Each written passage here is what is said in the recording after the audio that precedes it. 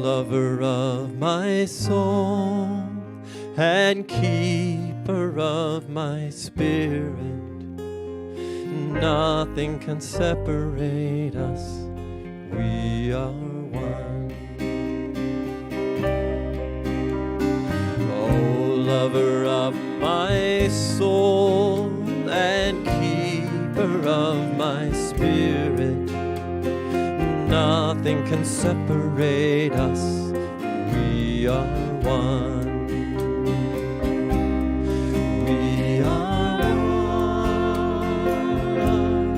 We are one. Nothing can separate us, we are one. We are one.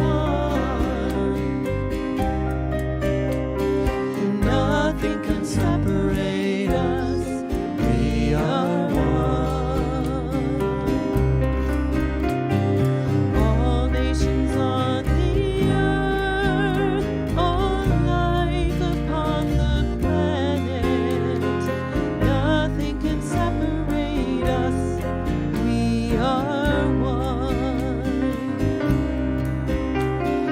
All nations on the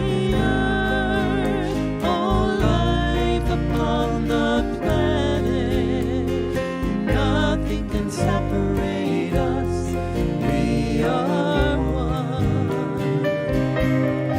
We are one. We are one. Nothing can separate us, we are one. We are one. Nothing can separate us, we are one.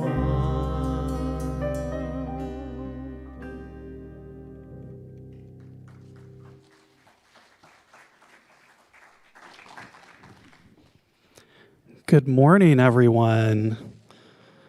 Let's give some love to Mr. Christopher Fritchie and the wonderful musicians in our band. That was beautiful. We are indeed one. And I am Reverend Russell Gear. I'm your friendly assistant minister, and I am so glad to be with you today. And if you are joining us for the first time, whether it's the first time in a long time or the first time ever, we especially want to welcome you. You are welcome here. And wherever you are joining us from, please know that you can find out what's going on at the Center for Spiritual Living Santa Rosa at our website, www.cslsr.org. And also special shout out to our live streamers. Thank you for joining us online. We are grateful to have you here. So we're so thankful that you have honored our safety requirements. It's because of you that we are able to offer services at 9 a.m. and 11 a.m. safely, and we hope that you are just as excited about being able to have in-person services as we are. There are several ways that you can contribute your financial support to the center.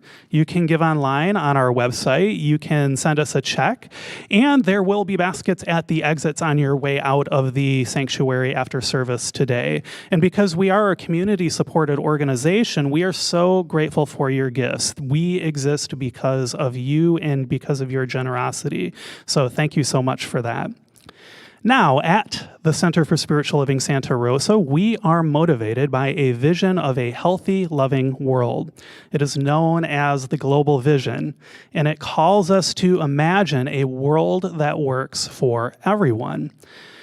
And we follow this vision through the 5 core spiritual practices of our teaching.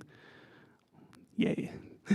The first is spiritual study. The second is affirmative prayer. The third is meditation. The fourth is selfless service. And the fifth is spiritual circulation, which is the practice of giving, receiving, asking for giving, and gratitude. And on that note, I'd like us to pause for a quick video.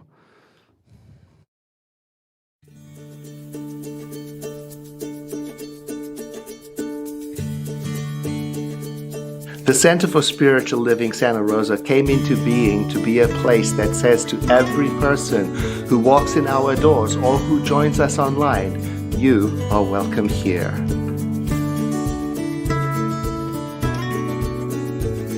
I'm grateful for Sue and Alicia who manage the bookstore. I'm grateful for our stewards, our trustees, our Giving Intention team, and most of all for our congregants.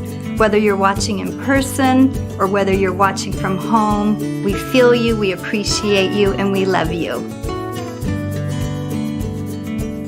I am so grateful for the incredible welcome that this community has given me as your new assistant minister.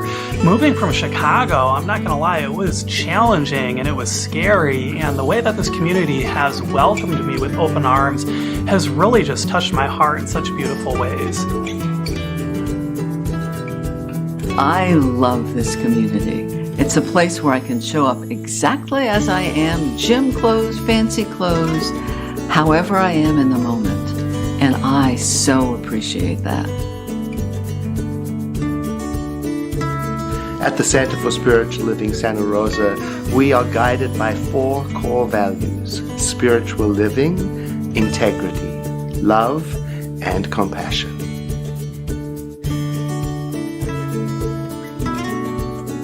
Even though I'm a bit of an introvert, I really appreciate being in weekly contact with our congregation. There are folks here that I've known and kept up with for the last 13 years just by walking in that door every Sunday.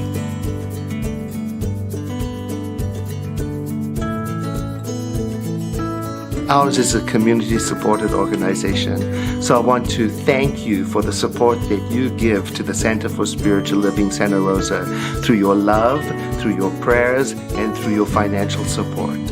Together, we are creating a world that works just a little bit better for everyone. Thanks. Isn't that fun?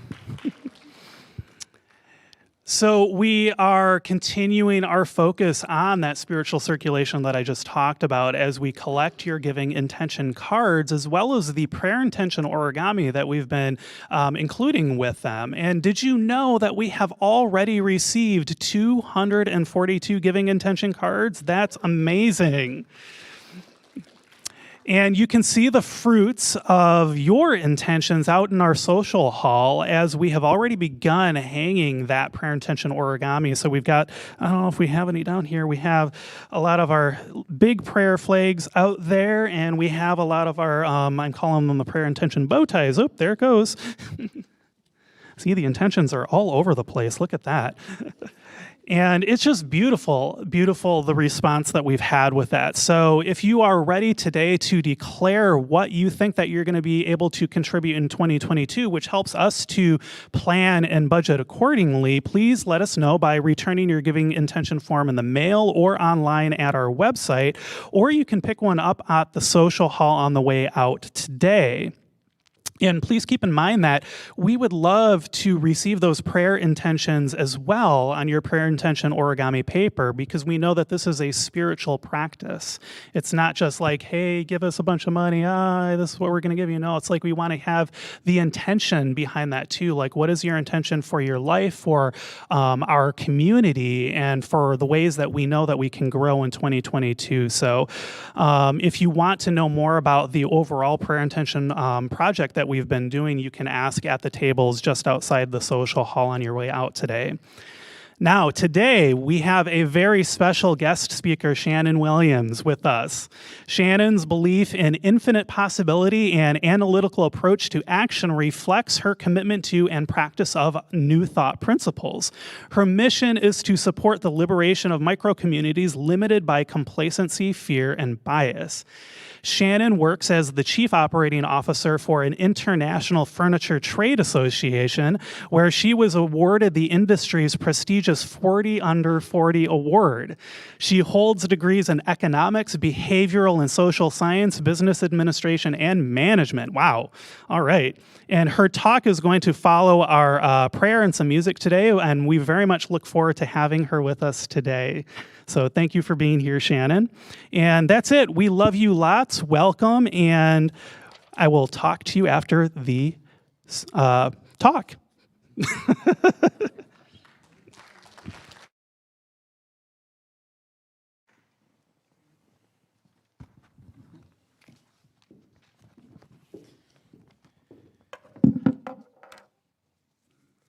Good morning.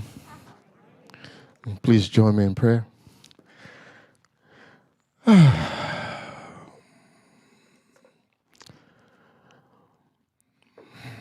In this space right now, in this moment, I'm recognizing that one source, that one power, that one divine intelligence, that which has no beginning, that which has no end, that which simply is, that one life, that one love, that one power, that one beautiful essence. And I know that I am an emanation of that life, that source, that power, that beauty. And as this is true for me, this is true for every soul, for every person, for all of us sitting here,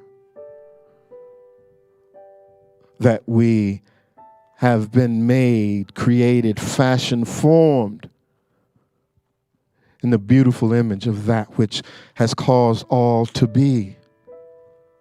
Reflection of that source. And so I am knowing today, right now, that as we spend our time together in communion with one another, in communion with that source, via song, via the word, via smiles, via just being with one another, that we recognize that right now, that all is well. And we rest in that. I'm grateful, thankful, appreciative of knowing this truth. And I release this into that dynamic of God that always says yes. And I let it be. And so it is. Hi, my name is Lawrence Edwards. I'm a practitioner here at the center. And if you would join me in reading this month's affirmation. I consciously engage in divine community. I value and respect diversity. Unity is my guiding principle.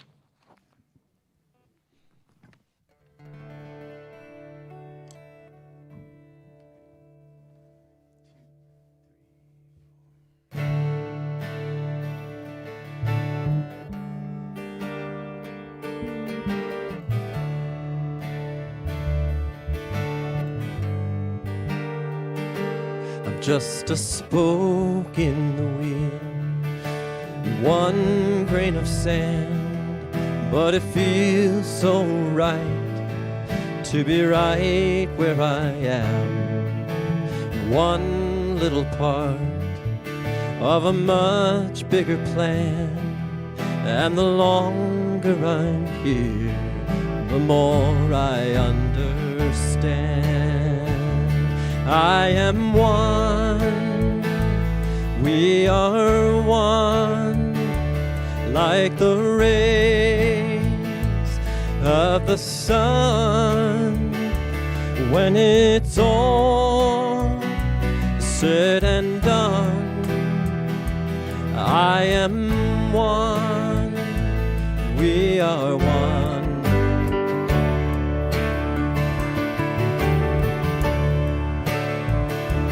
I'm just one drop of rain that falls from the sky, that runs to the stream, then the ocean by and by.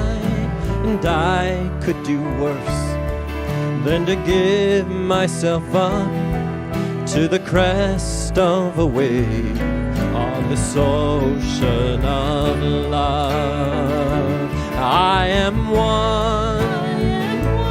We are one, like the rays of the sun. And when it's all said and done, we are one, we are one. Oh, and one gentle touch, one loving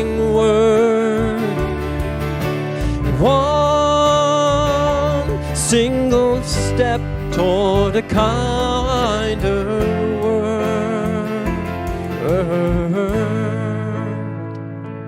I am one. We are one. Like the rays of the sun. And when it's all said and done, I am one. We are one. Oh, and one gentle touch, one loving word, one single step toward a kinder world.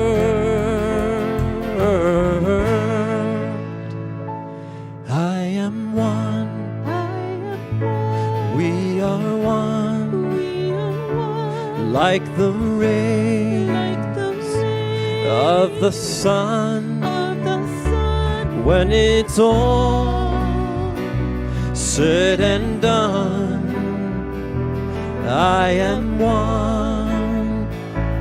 We are one. I am one. We are one.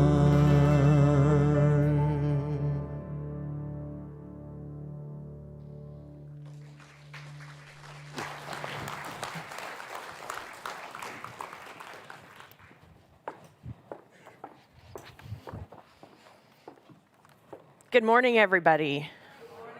Ooh, this is great. So today's the last day of October. Happy Halloween. And this is the last day in this month's theme of Going Further Together. And the title of this talk is called I'll Meet You There. And it's from a Rumi poem that says, out beyond ideas of right doing and wrongdoing, there is a field. I'll meet you there. When the soul lies down in that grass, the world is too full to talk about. Ideas, language, even the phrase each other doesn't make sense. So there's 3 pieces of this poem that I'd like to digest just a little bit. There's this idea of right and wrong that we're all living in. There's the role that we play within this idea of right and wrong. And then there's this field. So before we jump in and talk a little bit more about these 3 elements, I'd like to share a personal story with you. This last week, while I was preparing this outline for coming to speak with you guys today, I had a couple monitors up on my desk, and on my left monitor, right as I'm finishing up this talk, I have my work email up, and in pops this email from one of my business mentors that comes to me and about a couple dozen other business executives in the industry that I work in. And what this email does, it's a distribution list that pulls information from all sorts of media sources that happens during the week to help digest just lots of information flow and helps give these business owners just some key points to help them understand what economic activity is happening in the world that is impacting their consumers and their customers. So I open up this email, and the very first bullet point at the top of this email said, the world's wealthiest Americans own 89% of our stocks. But through the pandemic, the greatest growth and the greatest financial gain came from those at the bottom. Thanks, government stimulus. Now, I don't know if you had the feeling that I had, but there was like a mini rebellion rising up through my soul, and I was thinking, I had some words. Let's just put those words wrapped up in that little bow. There was rage. There was anger. There was frustration. I thought if I could get in front of this man and I could tell him exactly how I feel about the people that are needing to survive right now, having just a little bit of piece of that action, a little more comfort, a little more ease of life. It is now my life goal to tell him exactly how I feel, because that conversation must happen and come from ignorance, right? That's how I'm digesting this email. However, again, I always find a lot of humor with spirit, because this came at the end of my outlining this talk about wrongdoings and right doings. Spirit. And I was forced to look at my own self in this interaction. Because from the lens of my own personal experience, I was right and he was wrong. And from the lens of his experience, he was right and I was wrong. But he didn't have the experience that I had. He sent his email, he went about his life, and he's doing whatever it is he's doing. I, on the other hand, lost my happiness. And so what I want to talk about a little bit is starting with this idea of right and wrong. So if you were to look up right, you're going to find words in the dictionary that kind of create the visual of what right means. It's like moral action, proper action. It's right, that thing that we're supposed to do. And if you look up wrong and wrongdoings, you're going to find words like fault and misconduct and misbehave, sin even. And there's these parallel ideas that there are right and wrong ways to behave and act. And there's this idea of polarity, this good and this bad, this right and this wrong. And when I started to think about what does this really mean, we all live within our own micro communities. We all have our own identities built around small communities, around our politics, around our culture, about our gender, within our own family, within our community, within our country. There's different ideas and beliefs that we have adjusted to that have told us through our own experience that this is right and this is wrong. Yet we all had the exact same experiences. We've all had and led very different lives that have given us very different perception of how the world works.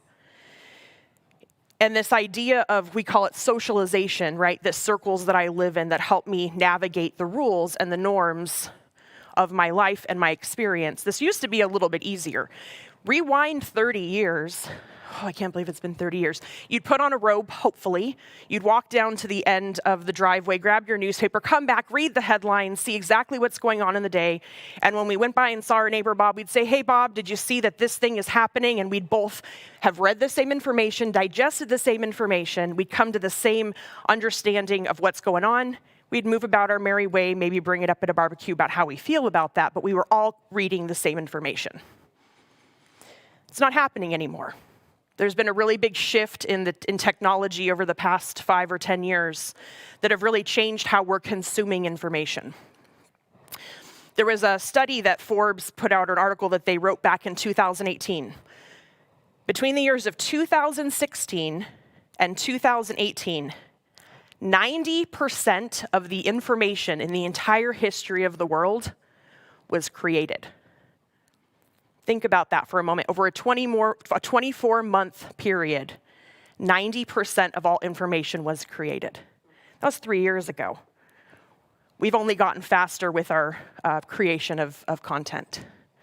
Now, while that was happening, there was also something else happening, and that was how we distributed information. It was no longer just through print. It was no longer through newspapers and magazines or books. All of a sudden, we're creating social media networks, podcasts, Google searching. There's new ways to receive information in faster and faster ways from new sources that were popping up every single day. So something that's happened over the past few years is something called artificial intelligence, and you've probably read about it and said, oh, cool, robots. But what AI is this idea that every time that we digitally engage, aka go on our Facebook or Google, whatever thought we're having, it's creating a profile on us. It's getting an idea of who we are and what we like to see, what information we want, because if they can get our attention and give us more of what we want to see, they can monetize that with advertisements. Our attention is never free. And so what's happened over this past few years is that these digital engines have started to give us more and more of what we're engaging in. Now, if you're like me, you love dog TikTok. You love to see if a little noodle has bones or no bones today. You love to see the little dogs running around, and you are consumed because you have engaged in so many dog TikTok videos that your life is all puppies and rainbows. It's not everyone's experience, though. You are going to get more of what you engage with, and engagement means like it, like, double tapping or hearting it or sharing it or even commenting on it. So there was this woman earlier this month that did a study on TikTok. It's the fastest growing social media channel of all time. It just really got its start last year. And she did a blind study, a scientific study, over 400 videos on TikTok. And what she did is there's this page that just feeds you general content. And the more that you engage with it, the more it gives you what you enjoy seeing because it'll keep your attention longer. So within that 400 videos, she engaged with something that had kind of a homophobic joke or kind of a light content that she engaged with. And so she did a study to consistently engage with whatever videos came up from that space.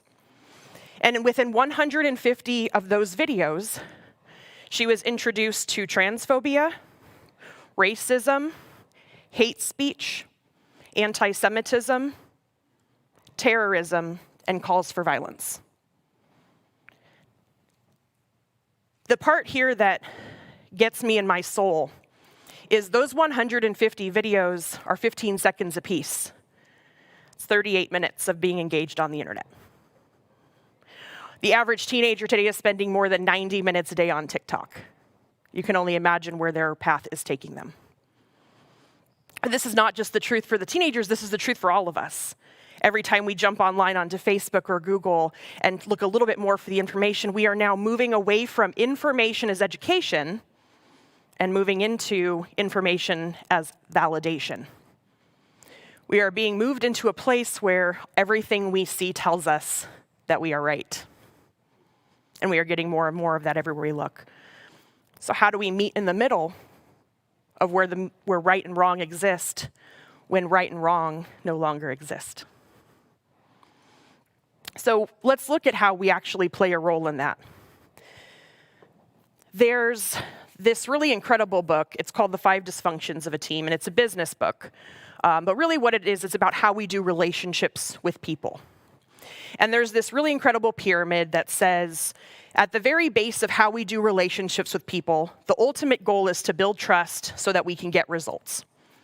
So the very bottom of this pyramid says, once we have trust in this team and we really trust, we can get to a place of healthy conflict.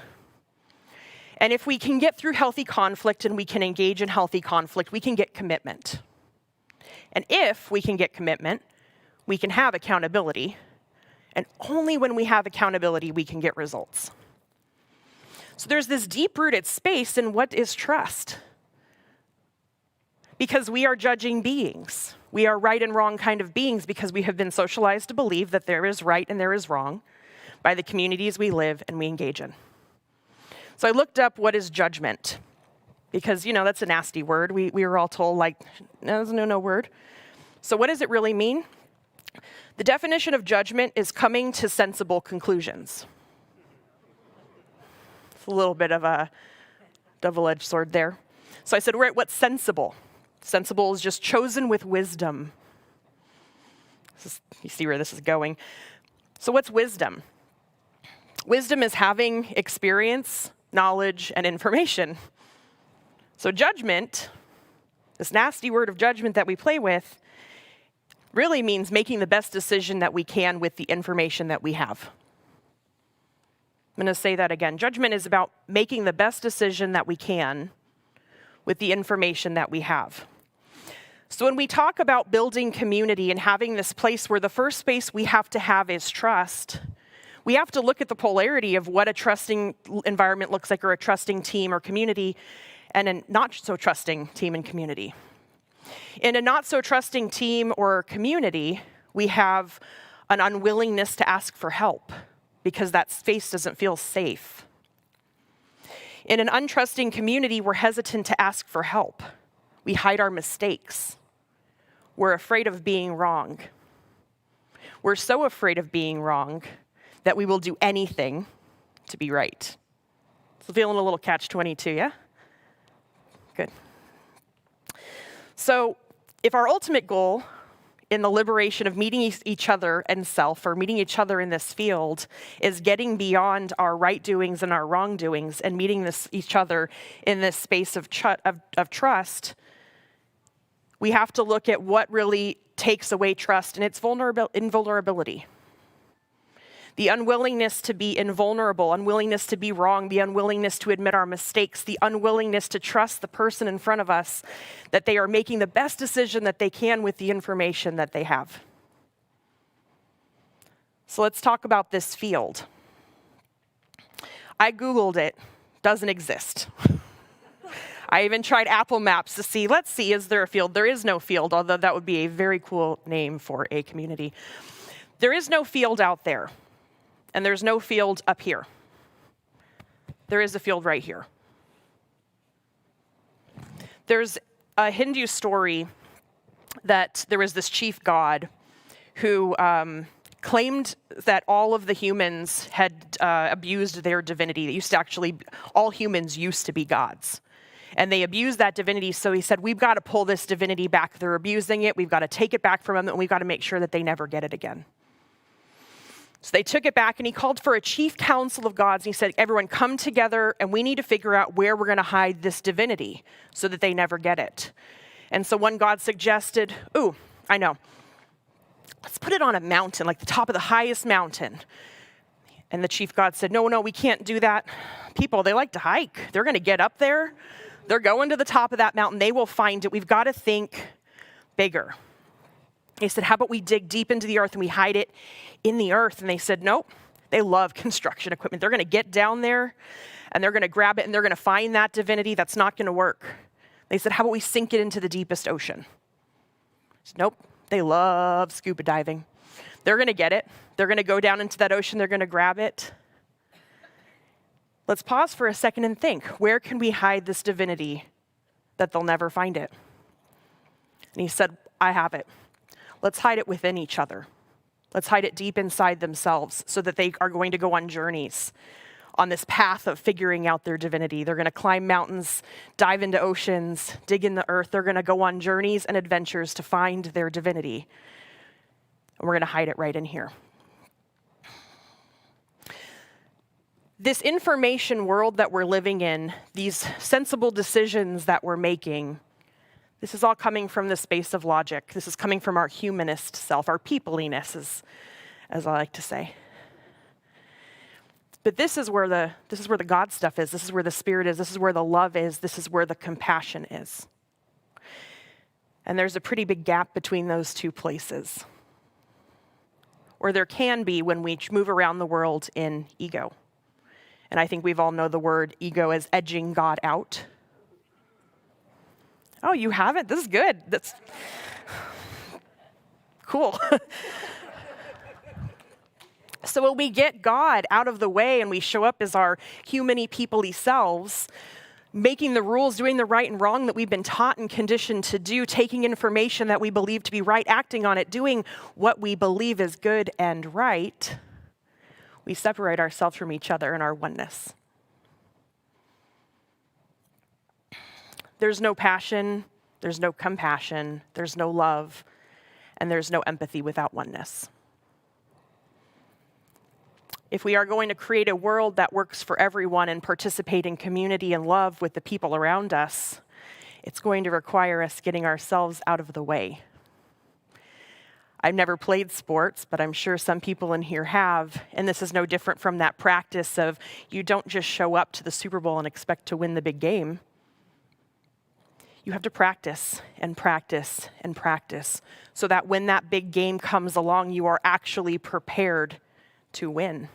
And this is no different than when we talk about what spiritual practice is. It's about practicing and practicing and practicing and practicing and practicing so that when we come to the big game, we're prepared to win. And winning looks like getting ourselves and our ego out of the way so that when we are forced to deal with conflict, God shows up. Love shows up.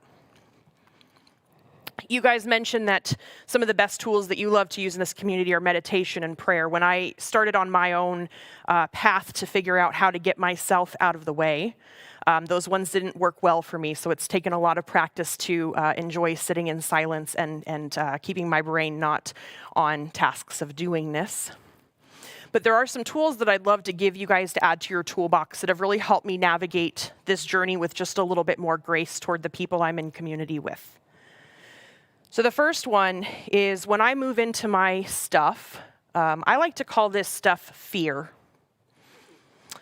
Because fear is the opposite of love. It's not hate, it's fear. When I move into my fear, I like to ask myself this question: am I committed to being right, or am I committed to being happy? And I have to ask myself this question not because there is not a right or wrong, but because the only thing that wins at the end of the day is whether or not I'm happy. The only person responsible for our happiness is ourselves. It's not about fighting this battle of right and wrong. It's not about proving or moving through injustice. Those are part of a picture, but it doesn't get to come at the expense of our peace. The second one, and this one was a little more difficult for me to manage, was I trust the person in front of me to make the best decision that they can with the information that they have. I love to mentor teens, and teens are amazing, misunderstood, but amazing. And I watch the relationship between parents and teens quite often of where is this misunderstanding and trust that doesn't exist between some of these generational gaps. And I think a lot of it comes down to not trusting the person in front of us to make the best decision that they can with the information they have. I know I feel this with my wife. I am the planner. You do not book travel tickets, hotels. That's mine to do. And when we live in this space where, things get busy, things get a little crazy sometimes, and you have this amazing person that steps up and said, I'll book the flights. I'll book the hotel. I have to brace myself a little bit because I'm an avid traveler and there's an experience that I love. And I know that this sounds very surface level, but there is, when we set expectations of what experience that we want, we have to live in that space of grace of saying, I'm willing to surrender to whatever experience unfold because I trust that this person is going to make the best decision that they can with the information they have, whether or not it's the same information or decision I have. And the third tool, and this has probably been the hardest one to play with and one that I'm still working through, can I own my unloving and selfish actions? When I make a mistake, and I'm going to because I too am a people-y person, when I make those mistakes and my intention does not match my impact, and I am responsible for the consequences of that impact, no matter how good my intentions were, can I own my mistake? Can I recognize that it may not have landed right with the person in front of me? Can I get out of my own way? So to bubble this in, or simmer it down, whatever word you like to choose, the real point that we want to bring this home with is that we're humans living in a very people-y world doing very people-y things. And it's our responsibility to own our humanness, to own our people-iness. It's our responsibility to practice, to get out of the way so that when the big game comes, we have the opportunity for God to show up. And we can do that with new tools of compassion, with empathy. Because without that, it's not a life worth living. Let's take this message into prayer. I know there is only one thing happening right now, and this is the activity of love. This is the activity of peace. This is the activity of life. In every single individual in this room, and also within myself, I know that beyond the ideas of right doings and wrong doings, there is love. I know beyond those ideas of right doings and wrong doings, there is peace. I know that when I get myself out of the way, when I allow ego to move aside, when I let God show up, there is only an expression of love, of compassion, of empathy, of wholeness, where we can meet in the heart. And I am grateful for recognizing and knowing this because this is the juice and the love of life. This is what life is all about. It's about doing life together. compassionate, loving, connected. So with that recognizing, I just take my hands off of it and let it go, because this isn't my ship to steer. This isn't my love to go get. This isn't my thing to strategize. It's already happening. It's already here right now. We're just recognizing it so. And so with that, I take my hands off of it. I let it be. And if you will join me in saying, and so it is. Thank you.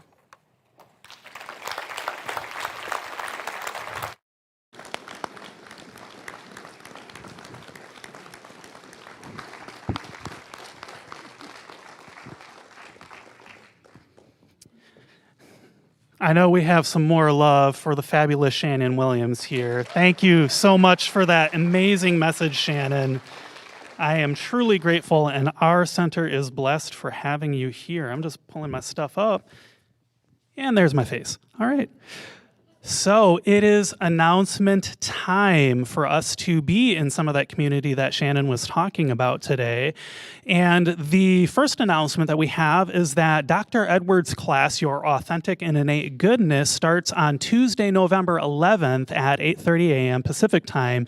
And you can check out the class schedule on our website for details on how to register. Also, next week on Wednesday, November 3rd at 7 p.m., our annual remembrance service is being held. So you can join us on Zoom as we remember loved ones who have made their transition in the past year. And you can find the link for that on our website as well. Also, Spiritual Renewal is back for the fall. So Friday, November 12th, you can celebrate fall with a free 30-minute practitioner coaching session. How awesome is that? Discuss with a skilled spiritual coach the one thing that would make everything else easier if you had it. I know y'all have that, right? Appointments are at 1, 2, or 3 p.m. Pacific time. And to register, you can email our wonderful practitioner, Kathy Galvin, who is at the letters KG and then the word rights at Comcast.net. Don't worry, we have that on the website too if you can't remember that. And include your name, phone number, and email address and your preferred appointment time, and she will set you up. You will receive an email confirming your appointment, and you can find all of that on our website. We also have a Sound Bowls and Prayer for Renewal and Restoration event coming up on Sunday, November 21st from 4 to 5:15 p.m. Pacific time. So you can join Claire Victor in a journey for personal healing, relaxation, and restoration. Using prayer and sound, Claire weaves us into sacred space as we rest in the healing tones of Tibetan bowls, crystal singing bowls, and other evocative instruments. Online registration beginning today, October 31st, is $35, and you can click on the store link on our website to register. Finally, you can join our Life Visioning Circle every Monday from 12:15 to 1 p.m. Pacific time on Zoom, where we practice consciously opening to the still, small voice within, which sounds a lot like that divinity that those gods hid from us, right? Wow, if I can get my words right. The facilitators, see, this is what my divinity is doing to me today. No, the facilitators are Antonio Aversano, Reverend Joyce DeFalla, Reverend Scioto Bell, and Reverend Tara Steele. And the Zoom link is on our website for this. I'm not going to read it. It's really long. I'm not going to read it out because you're just going to forget it. So just check it out on our website. Everyone is welcome, and I really do encourage you to come to this because this visioning it's great for you, but it's also a way that we as a community can vision together, and we can all find that sacred divinity within us and allow that divinity to be what's driving us forward as opposed to, the trappings of our ego, for example. So that is all that we have for our announcements. Thank you there, and I am going to close us out with our benediction. So, feels comfortable, you can go ahead and close your eyes and just get in touch with that divinity within and know with me that you are never alone, that Spirit is right where you are, that you have only to look within at any moment to know that you're guided, sustained, and empowered by a presence that expresses itself as you in this world.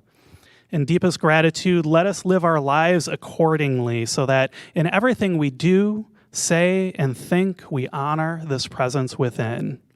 And so it is. Enjoy the closing music and have a wonderful, wonderful week. You are all brilliant and amazing. Love